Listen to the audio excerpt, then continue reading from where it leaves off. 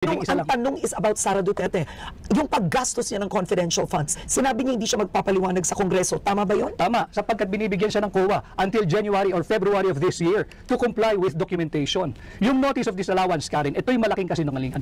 Ang notice of disallowance ay hindi kasong kriminal. Hindi yun finding of guilt. Yun ay para remedyohan mo yung mga kulang na dokumentong pinapasumiti sa'yo. At binibigyan pa siya ng January or February of this year. Therefore, the investigation conducted by the House of Representatives, if at all, premature. Huwag mong pangunahan ng COA.